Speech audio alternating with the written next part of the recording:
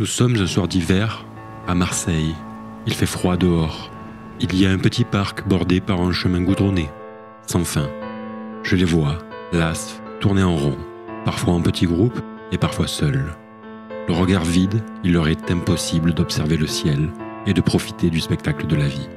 Les arbres qui respirent, les chats se reposant en douceur sous le soleil, les oiseaux voguant de branche en branche, fouillant les graines avec leurs petits chants envoûtants. Il leur est impossible de voir tout ça. C'est comme si au-delà du parc et au-dessus d'eux, les lumières étaient éteintes. Sur leur îlot, à l'abri de l'obscurité et de l'inconnu. Ici, chaque personne porte une pathologie. Parfois sévère, parfois imperceptible. Pathologie qui est propre à chacun, qui leur colle à la peau, comme les cheveux gras de ceux qui n'arrivent plus à prendre soin d'eux.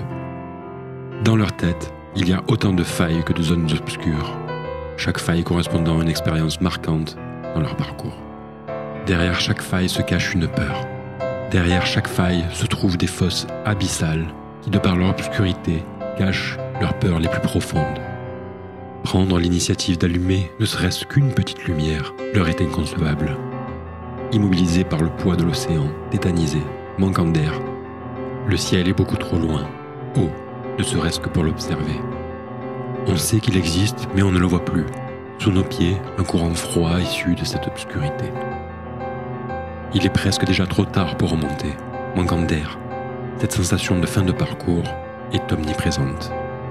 Certaines personnes ont essayé de s'accrocher à ceux qui sont à la surface. À chaque fois, ils n'arrivent pas à s'agripper. Ils glissent, coulent à nouveau vers le fond des océans. Ceux du haut regardent ceux du bas avec incompréhension, légèreté et intention mal orientée. Ils disent souvent que pour sortir de cet état, il suffit de... On nous balance à longueur de temps des conseils, des rituels, des activités, ou plus insultants. Une manière de penser. La différence entre ceux du haut et ceux du bas est pourtant flagrante, mais ceux du haut ne la voient pas.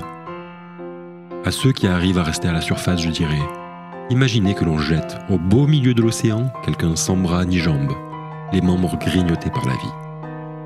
Malheureusement, il est impossible pour eux de le voir. Ils sont très loin de comprendre ces habitudes qui nous ont permis de survivre jusque-là.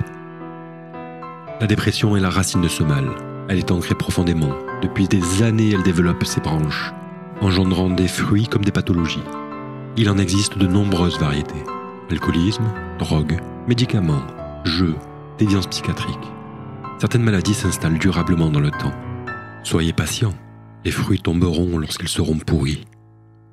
Mais alors, d'où vient la sève qui permet d'engendrer ces fruits? L'hypersensibilité? Des coups? Des heurts durant l'enfance? Des traces indélébiles, mais pourtant invisibles à l'œil nu. Chaque coup dur donne naissance à ces poids qui nous font couler doucement mais sûrement vers le fond. Nos proches, amis, familles, ou simplement les personnes que l'on fréquente, pensent souvent avoir la solution. Je vous demanderai une faveur.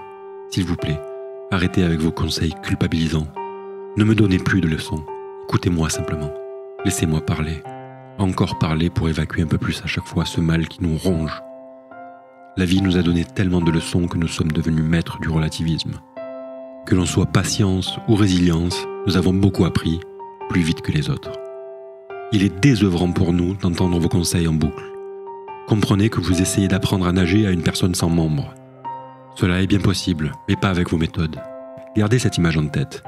Et si c'est trop lourd pour vous, revoyons-nous quand nous aurons commencé à remonter la pente, à remonter vers la surface. Pour survivre à cette situation, jusque-là, pour en arriver à décider d'être pris en charge dans cet établissement, nous avons tous mis en place des mécanismes de survie. On a appris à faire avec nos failles, nos troubles, nos écorchures, nos souffrances omniprésentes. Nous avons un biais de perception très différent du vôtre. Nous sommes comme dans une autre réalité, forgée par des expériences souvent tristes et graves. Lorsque l'on parle entre patients, on finit souvent par divulguer nos caches-misères. Et bien souvent, on se rend compte que même si nous sommes coincés dans les abysses, finalement, en tombant toujours plus bas, nous apprenons toujours plus de nous. Nous apprenons à nous défendre à notre manière. Rassurez-vous, si vous êtes mal, au plus mal, ce n'est pas que vous êtes fou. Votre malaise est le résultat de coups durs à répétition, de violences, parfois sexuelles, parfois verbales, parfois musclées. Nous sommes tous ensemble pour surmonter ces épreuves qui pèsent encore dans notre esprit.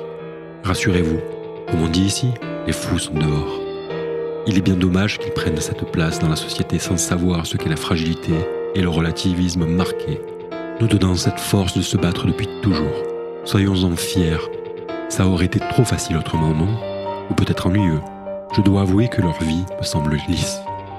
Être écorché vif fait de nous des êtres encore bien vivants, finalement plus que les autres.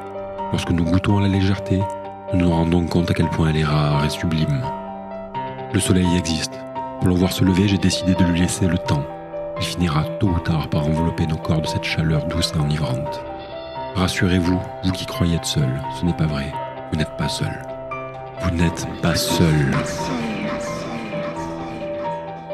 À toi. À toi qui le matin se lève avant l'aube.